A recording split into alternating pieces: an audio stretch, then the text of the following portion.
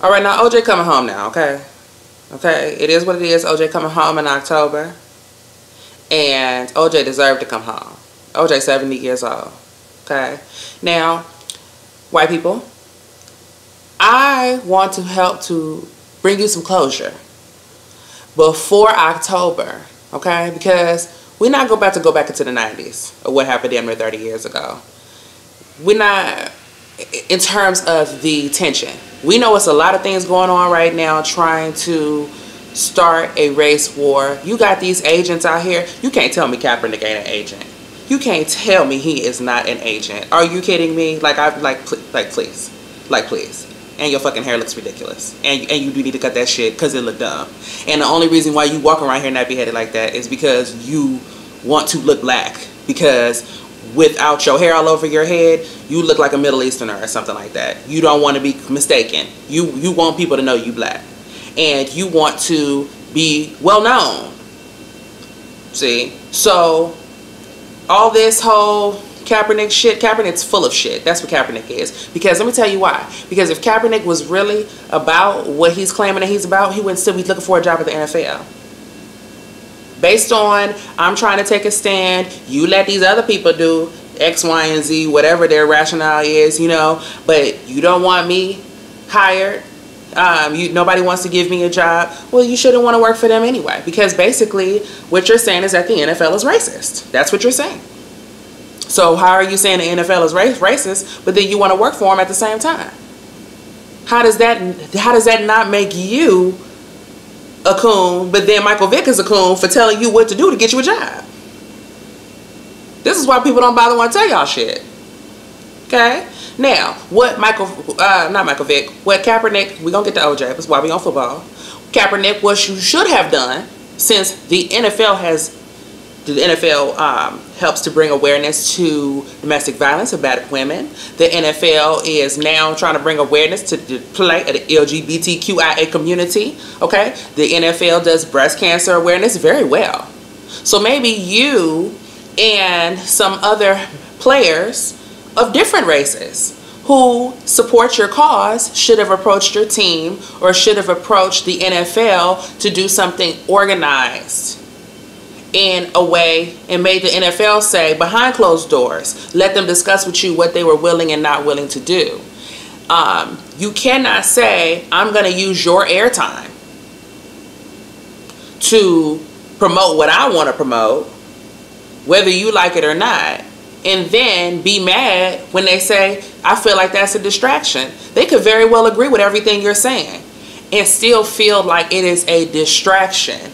And that doesn't automatically make them racist. Because if he was not standing for the Pledge of Allegiance for any other reason, you could be like, I feel like veterans aren't getting their just due, and until the veterans get X, Y, and Z, I'm not going to stand up for the Pledge of Allegiance. It would still be a distraction, and I think you would still have gotten backlash. It may not be to the same degree, but you would still be getting backlash. And I don't think the NFL takes you serious for the same reasons that I don't.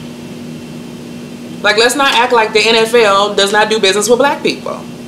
You are not black enough for the bitching that you're doing. Let's just keep it real, Kaepernick. If you were to cut your hair and put a suit on, you're wealthy, don't sit here and act like you're having the same experiences as Tyrone. Don't do that, because you're not. Your last name is Kaepernick, for crying out damn loud. Black people don't even have last names with all the damn letters in it. Not American. No, we don't. So, boy bye. That's how I feel about him. Boy bye. And then this is the other thing too about this so-called conscious community. Y'all need to, first of all, you're missing a whole bunch of steps, and you need to go back and understand how the liberals and the Freemasons and the CIA and all of that type of shit, honey, then already got all up in all of that. That's why y'all walking around here, you so fucking conscious, but you rocking the same Freemason regalia, you throwing up the same Illuminati Freemason hand signs, you wearing the same shit that they wearing. Oh, you taking the power back? Oh, because why in the hell do you think that all the Pan-Africanists and all the consciousness and the Freemasons is all going back to Egypt? Because Africa's a big ass continent. So why you ain't going back to somewhere else? Why you ain't out here trying to dress like Kenyans and Nigerians and other shit? No, why everybody want to be an Egyptian? Because the Freemasons already got to your ass. So y'all can miss me with that bullshit too. So you run around here mad at Michael Vick because he told that fool how to get a job? That's why you ain't got no job. That's why y'all posting on Instagram all day for a damn living. It's not a job. I'm educating people. I'm educating. You're not educating. You're lazy and full of shit. And I would not advise you to listen to them people. Okay? I would not advise y'all to be out here anti-establishment when your ass is anti-eating, and where you are for eating and for having a place to live. Then you gonna need to get with somebody's program, okay, to some capacity. Those are the facts. Those are just the fucking facts. Or sit your broke ass at home and don't complain. You need to figure out how to help the situation by contributing to it. And you get, somebody said the other day, and that's just. Then they're telling you to help change the system from within. And if you become a police officer, you're joining the KKK and you're joining this, that, and the third, and you can't fix it from within. Says who? You who never tried? You ain't never been a cop. That's just like people who ain't never been to college. I always want to tell somebody what happens at college. I always want to tell somebody what they can and cannot get out of a degree that they don't fucking have. Just think about that for a minute. I'm not even finna keep going down that train because I got to talk about OJ. Because I got white people, I got to help y'all out for October. I got to help you. Don't want you having juice nightmares, white women. I don't. Okay? I need to help y'all get some understanding. Because I think what happened is, and I could be wrong, white people. Now, all white guys, y'all get me. We be here. I don't know. Y'all be the first ones to get me, but don't nobody else understand me, okay? But I feel like younger white people and white women at the time, because now y'all a little bit older, right? So you remember, I feel like y'all got the impression that black people did not care about the death of Nicole Brown Simpson. I feel like y'all got the impression that we didn't care about this woman, or that we felt that she deserved it, or that we loved OJ so much that we loved him in spite of the fact that he murdered this woman. I cannot speak for every black person and say that's not the case for nobody, okay? But overall, that's not, I don't think that's not it. I think we all had the reaction of, oh, that's horrific that somebody would do that to that woman, right? But I don't know if white people, if y'all were already following OJ, but see, Nicole, okay, look, I'm not gonna speak ill on her because she is gone. But what I'm gonna say is this. This applies, this is how black people think, regardless to whether it's a white subject or a black subject, okay? Okay, so I'm gonna use the black subject, for example, first. Okay, you call me up and you tell me, girl, Ray Ray got shot. Ray Ray got shot? How? Girl, well, he was riding around in Compton with his homeboys, and you know, they was coming back from a party. And okay, but he don't live in Compton, he live in Palmdale.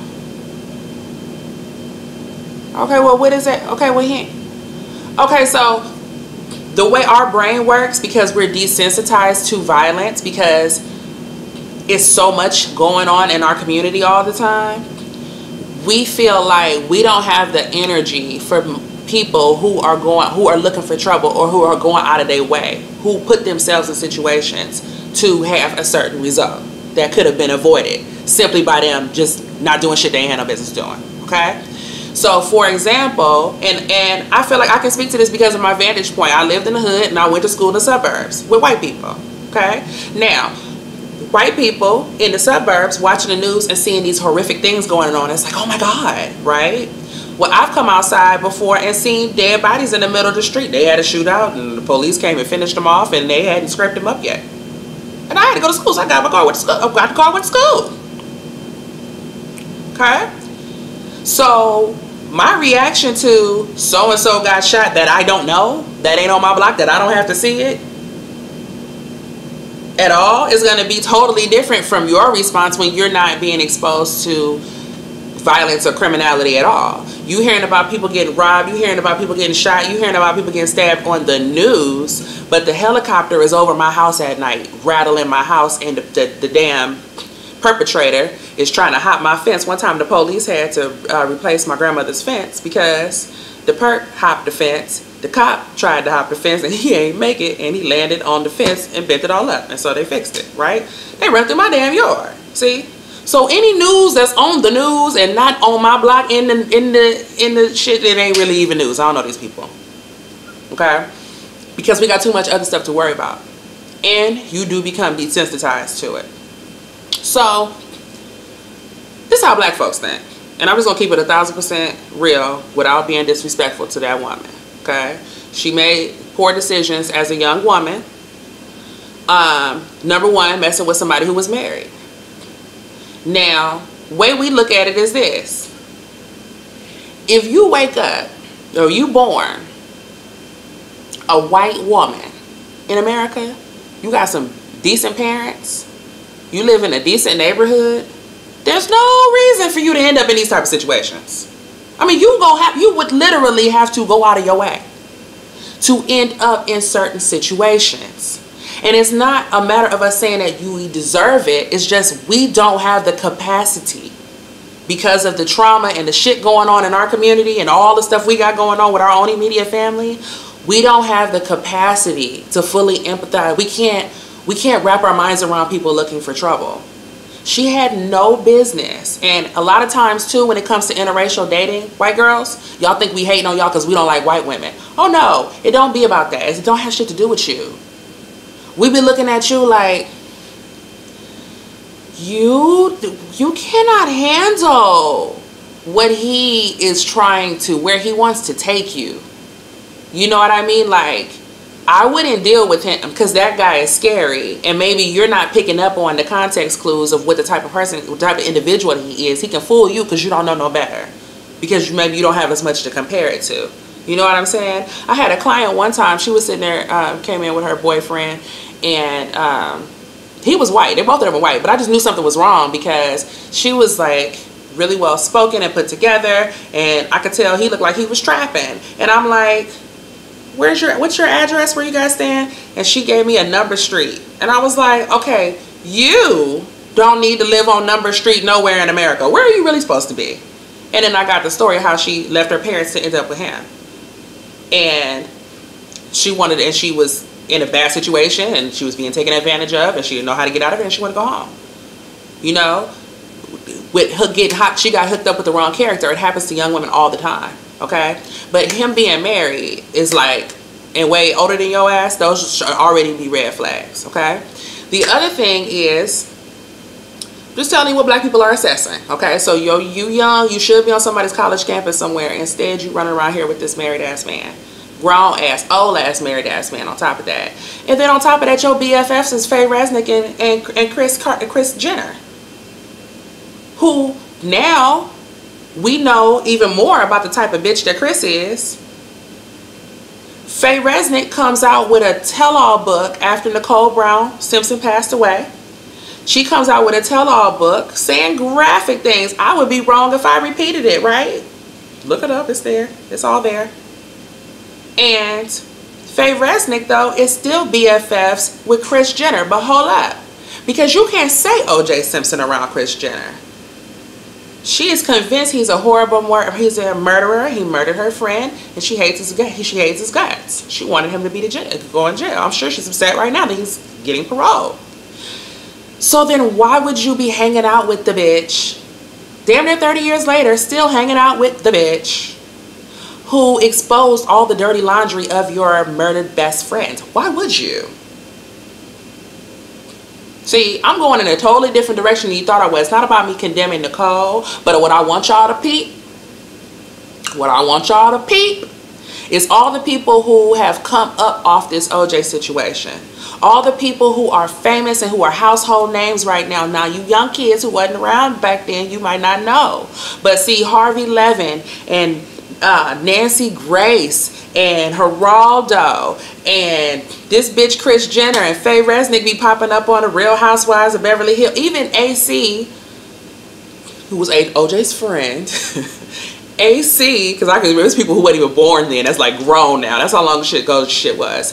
AC, his girlfriend, then girlfriend at the time, who ain't even been with him for some years, she still don't like Faye Resnick because of Faye mentioning her in the tell-all book.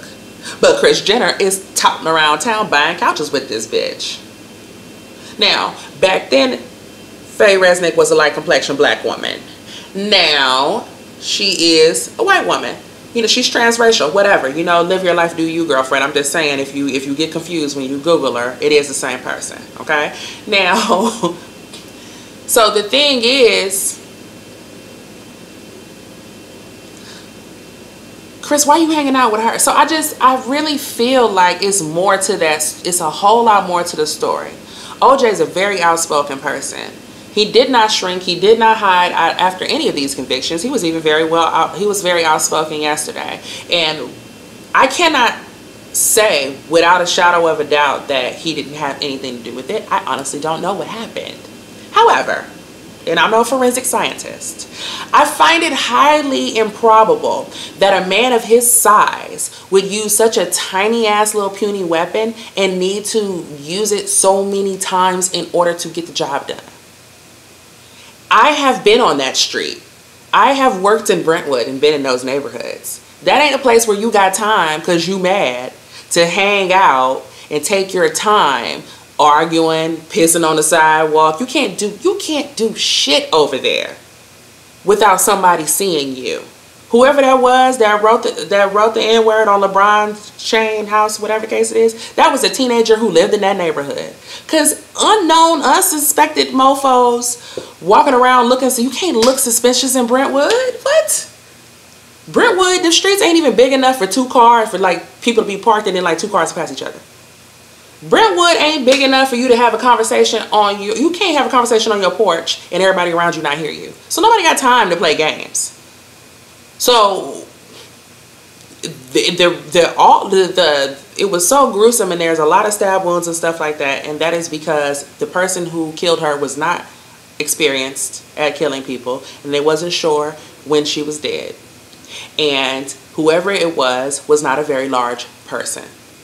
And whoever it was, maybe there was two of them, but if my husband come in the kitchen, I'll be like, hey, open this for me. He always reaches for like there's like the thing we keep our knives in. He'll reach for a big ass knife. I'm like, you don't need all that, you know?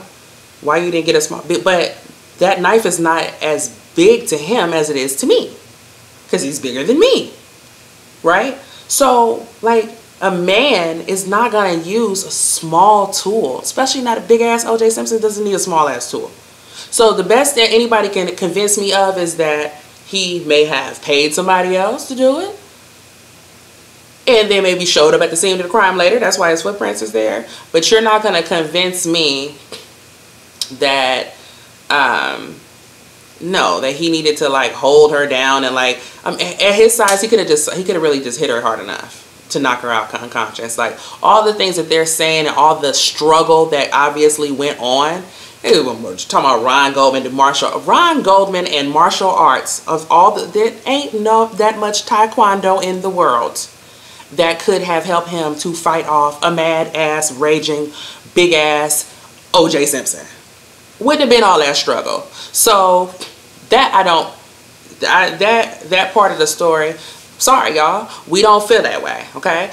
That it's just like hands down he went over there and he physically stabbed him. Somebody else had to do that shit. It wasn't OJ. Now he might have paid. I can't say he don't have nothing to do with it or he don't know what happened, because I don't know. But him executing it himself, now that shit don't make no sense. It just doesn't make no sense. It wouldn't have been that damn sloppy. It wouldn't have took that damn long, and it wouldn't have been all that struggle. No, hell no. He's an athlete. OJ got a struggle with Ron Goldman, the server, and the little lady with his kids upstairs to come down and witness that? No, sorry y'all. We don't believe that. Now, here's the other thing. Let's just say that, give the prosecution the benefit of the doubt and say everything happened the way that they said that it happened. Black people like, look, check this out, okay? If a black man, a big ass black man, can kill a beautiful blonde white woman, okay? And the LA County have enough evidence to arrest him and put him in prison where they have him in his custody. Okay? They got him in custody. After all of that, if you still can't get a conviction when you have all of the world, all of history and humanity is on the side of the prosecution. I mean, at no point did anybody think he was going to get off. Okay? So the fact that they could not pull it off, we're like, black people like, okay then. I mean, because to us, like, we have seen black men be innocent. And really innocent that we know for a fact is innocent. We've seen them go to jail. Right? We've seen black men go to jail with weak evidence. We've seen black men go to jail with planted evidence. So it's not that we don't care if he did it or not. It's more so like, so if he did fucking do it and y'all still couldn't get a fucking conviction, like, what are you, the Three Stooges? How is that our fault? How would that be our fault? Are you kidding me? Now, I don't believe that they wanted to convict him. I believe that they know that her murder had to do with a larger thing because Ron Goldman has some shady situations going on connected to him. There's drugs being sold inside of that restaurant that they're frequenting. Oh, listen, I have done all the OJ research, mind you. I just don't feel like going through it because I just don't even feel like arguing with y'all. And I just know so many of you, I'm trying to be delicate. I really am. I just want you to have some closure and understand where we're coming from. It's not, oh, he black, so he innocent. No, that's not what we're saying, okay? What we're saying is if all the king's horses and all the king's men could not put OJ to jail, what the fuck I was supposed to be losing sleep over it for? Now, I believe that there was a lot of other things going on, and LA being Hollywood centered, being media centered, and then following the money and seeing all the book deals and all these, I just named a whole bunch of them, and please, that list, I mean, there are so many people who are famous right now only because their involvement or connection to the O.J. Simpson trial saga, okay? Judge Ito, who I went trick-or-treating at his house when I was a kid, he was sitting on his porch and gave out candy, him and his wife, very nice. But anyway, there were so many people that got rich and famous and had book deals and all kind of stuff like that coming out of this O.J. Simpson situation, and I think that that is something that the media jumped on, and that the police and the DA and all of them jumped on this opportunity to make a name for themselves. So this is what everybody, I mean, look at Marsha Clark still out here, you know, doing interviews and shows, and even Furman, and I mean, come on, everybody is famous off this OJ shit. So I think that they were so concerned with that they didn't pay attention to the details and take care the way that they would have if it wasn't a high profile case. And I think they also believed, like I just said, that he's black, this is a white girl, we in LA, we got, I mean, it's a slam dunk. We ain't got to show up. We can fumble. We ain't got to treat evidence a certain way. We can do whatever we want to do. We're still going to get a conviction. I don't think that they thought they were going to lose. And believe me, black people thought he was going to jail too. We didn't have no hope. I mean, that's why when you see black people being so happy when he got off, it was a shock. Nobody thought he was getting off. Okay? Now, when he had to pay that $33 million of restitution or whatever that was to the Goldman family after they went and did the civil case,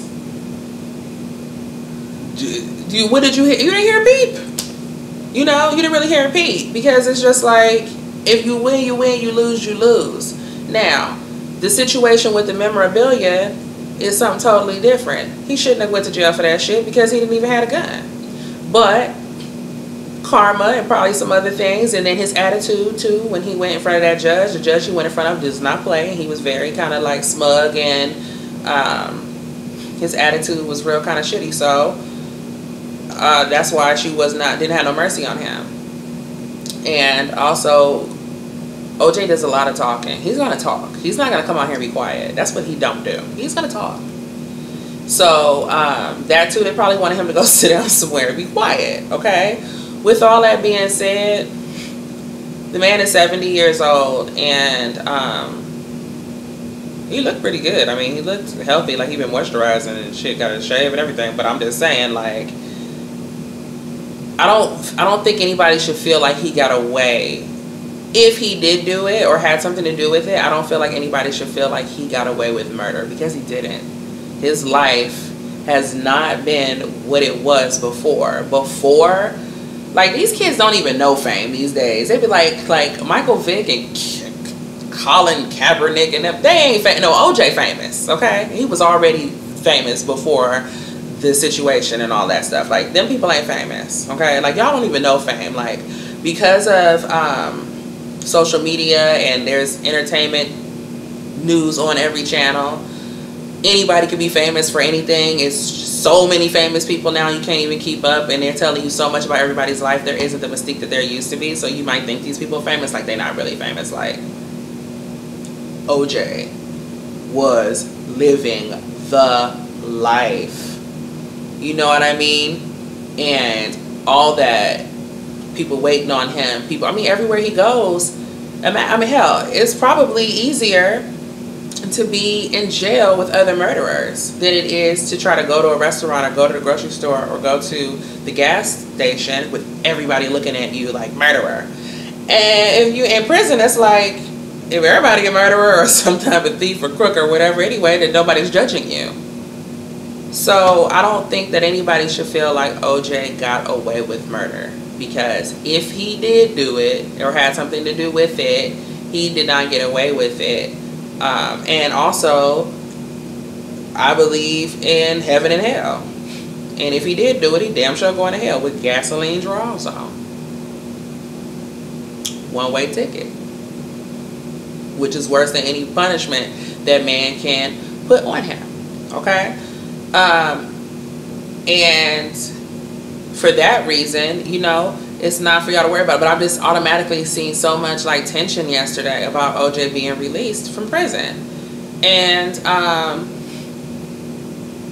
you entitled to feel how you want to feel, but like, don't be mad at black people, because we not finna be mad. We ain't finna be mad. He gonna be on Wendy. He gonna be on Entertainment Tonight. He probably gonna go on Roland Martin. Hell, he might even go on Tucker Carlson. We're gonna watch all that shit. We're gonna watch it, probably with a snack, okay? And we're not gonna be mad. So don't be mad at us, because it's like that movie Crash. You know, there's an accident, everybody see it differently because of the vantage point. Don't be mad at us because our vantage point is different. And that's one of the issues that we're having right now, really and truly, is they do want to divide people to keep us from talking to each other. You know, I have a lot in common. Like, old white guys, y'all be like, listen, this is a lot of shit. Like, we be on the same page. You know, they don't want us to talk. They don't want us to have those conversations. They don't want me to be able to say, look, white women, this is what I think you guys think. You know, or this is what I think you think that I think. This is what I really think. That dialogue is what is actually needed right now, not the media coming out here showing the reactions of black people cheering, not talking to. And then, wait, it's some ignorant ass people out here. Don't get me twisted. It's some ignorant ass black people out here. Don't get it twisted. And they did put a bunch of ignorant ass black people on TV to say a bunch of ignorant ass, insensitive ass shit. You know, what happened to that woman was horrible. It was horrific. But it's never supposed to happen to you in Brentwood. It's just like, how y'all, like, you don't understand. Brentwood is better than living in Beverly Hills. It's like more, okay, I'm not gonna go that far, but it's better than living in like Hollywood. You know, it's like almost at the beach. It's exclusive. It's private. You know all your neighbors. I don't even think that's like even really like a through street that they were on. It's like when you turn up off San Vicente and go up in them, like, you can't like come out on the other side. It's like hills over there and trees and or big estates and stuff. Like, you can't just like, oh, I'm gonna go up OJ Street and then come out on the other side of LA somewhere like that. Like, no, like when you go up in there, you have to know where you are and you have to know where you're going, and you better have a purpose, because everybody's watching. Everybody know what you're doing, what's going on. You know, whoever wrote on LeBron's house, they know LeBron wasn't there. And I know it's somebody, a teenager who lived in that neighborhood, just some kid, because they in that neighborhood, just some random person walking around, they would call the police. Like, people get pulled over for, like, who are you? The police be like, I ain't never seen your car. Like, who are you? Depending on what time it is. You can't just be lurking around in Brentwood and shit. Like, no, not on foot, not in the car. So the only people who can lurk around like that are people who are recognizable to that neighborhood. And any number of things could have happened. I think that drives people crazy too, just trying to figure it out and trying to guess and trying to speculate, you know. But I just don't see a father doing that with his kids in the house. That's quite a stretch. And I can understand the other side, but I feel like the other side is looking at it just like only thinking about what happened to Nicole and maybe not considering all these other factors. Because really, if you haven't had certain interactions with law enforcement, if you have not related to people who are having certain type of interactions, and you have not made it your business to educate yourself on it, I can see how you just really don't have that. It's like you climbing up a mountain.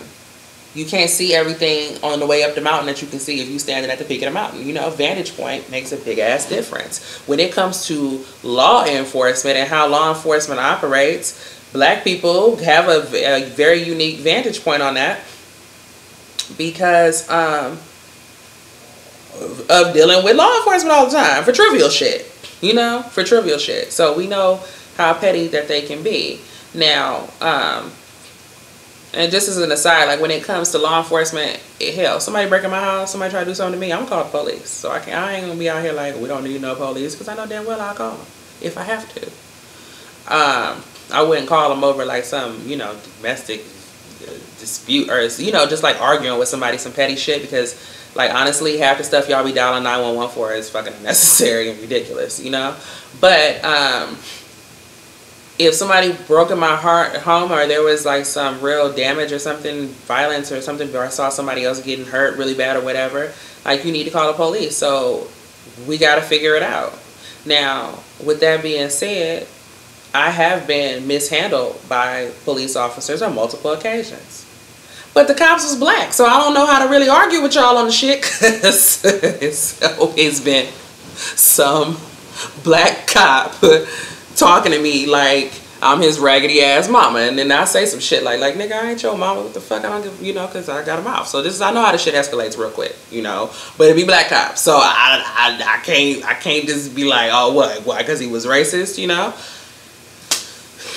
I do think that this video getting long, so I'm gonna wrap it up, but I do think that the perception that, I do think people get a perception that they can handle black people or certain people a certain way depending on where they live or how much money they got or their race or different factors. People feel like they can treat you a certain way, or like because they can get away with it. And black men in general, in a uniform or without, like the trash man, like the neighbor, like the bouncer. That's why I don't go to the club, because it was always some security guard that feel like he could talk to women any old kind of way. That little tinge of power. Like, here's what black people can't do. Black people can't act like y'all don't get mad with power. You can't act like white people the only ones get a badge and start power tripping, because y'all the main fucking ones. Let a black person be the man. I'm the manager. Like, come on, we all been through this shit. Let's just not even front, you know. So I mean, when we get mature enough to have real conversations and keep it real and be real with ourselves about what we all are and what we really are doing and what our common goal is, which is to preserve and sustain life in this country as long as possible to some type of decent standard of living, okay? That's what's most germane. I don't know, y'all want to save the whales. I don't live in the fucking ocean. Honestly, sorry. I ain't got time to worry about that, you know? Well, shit going on in the Middle East is jacked up. To be honest with you, whatever the hell they do with the motherfuckers. As long as we can maintain some type of decent standard of living here in the United States of America, I'm gonna be honest with you, I'm good, okay? This is where I live. This is where I plan to raise my kids. You know, I was looking online. I mean, I was watching something again. They were talking about the pollution in London and like how it's like, I'd never heard that before. I didn't know it was like so bad. It's like toxic levels and all that kind of shit. So you'll be looking at the next country thinking the grass is greener on the other side, and it ain't. So we need to take care of what we all have, really. You know, black people ain't been to Africa, ain't from, how you fucking from, how you, this African American shit. How are you African American when your ancestors was here before 1776? You just American. You black or Negro or something, but fuck that African shit. We don't eat like them. We don't listen to their music. We don't have the same culture. You know what I'm saying? I mean, no shade. You Nigerians is fucking rude as a motherfucker. Y'all is ridiculous. I have no desire to go to Nigeria. Y'all are rude as fuck. Like, seriously. Like, for real. And it's to the point where that's why I'm like, we don't check and we don't say shit. We don't say nothing about the way, I can't tell you how many times an African has called a white person who was in line behind me, ahead of me, to serve them first, or walked around me or ignored me like I wasn't even there. So you talk about, that's not the white person's fault. It's this motherfucker's fault. I mean, they would even be looking at me uncomfortable like, wait a minute, but she was in line first. You understand what I'm saying? See? We're not having those kinds of conversations. We're scared to address each other when it comes to that type of shit. But I don't want to fucking move to Africa. To be honest with you, y'all have not been very hospitable. I mean, well, I don't know how you are over there because I ain't been. But I'm saying over here, you have not been very, what's the word I'm looking for? Like, y'all not gelling with us, you know? I be hearing the little stuff y'all saying. Like, Africans really, I can't say y'all feel like y'all better than, but I know that some of you do feel that way. I know that y'all are very cliquey. Like, y'all don't consider us to be the same thing as you. You don't hire American black people in your restaurants and shit like that, you know? So I don't hate you or nothing like that, but there's some real conversations there that need to be had. But then again, if you ain't even American, we don't really have to have them. The point I'm even making is that the more valuable conversation is the conversation Americans have with each other about how we get along and treat each other, you know, and what we need in order to work together, you know. And everything ain't the white man's fault. It's a whole bunch of people in this country who, I don't know if they think they doing what white people are doing. I don't know if they think that black people are so far down under the totem pole they can act however they want to act. But when young black men and young black women go for a job interview or some shit like that, right? We're not generally competing against the white man. You know, like, the white man has a different generational setup. The white man has, or well, at least did, shit, I see, I mean, before the liberals got to taking everything and fucking everything up, I completely know why y'all mad. I have seen how cities go from one way to being full of business owners and entrepreneurs, and a lot of that shit now is looking like ghost towns. But I mean, generally, right? Having something being passed down, having some type of generational wealth, etc. the case. Having access to education, or nepotism, or some kind of hookup, okay? Like, when white people say I'm hooking you up with a job, you just go to the job and you got the job. When black people say hook you up, what they really mean is go on Indeed and apply like everybody else, okay? So, when we go to the job, we're competing against the transgenders and the, you know, first year American Mexican immigrants and the immigrants from China, from Africa, whatever the fuck. That's who we're competing. We ain't competing against the white man. I can't tell you how many times I went on a job interview and I was competing for the same job as heterosexual white males. And they don't just simply because they're doing different shit, you know. As a matter of fact, I started seeking. I'm like, what are they doing that y'all not doing? Because I can't tell you how many times the Indian and the Mexican and the homosexual has treated me like I was a 5th class citizen around this mofo. See?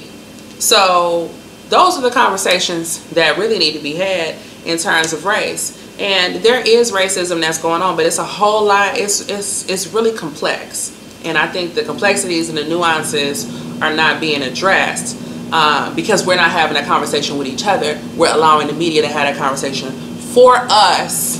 And so that is the whole point of me giving you my perspective on the Orenthal, James, Simpson, you know, the juice getting released out of prison. And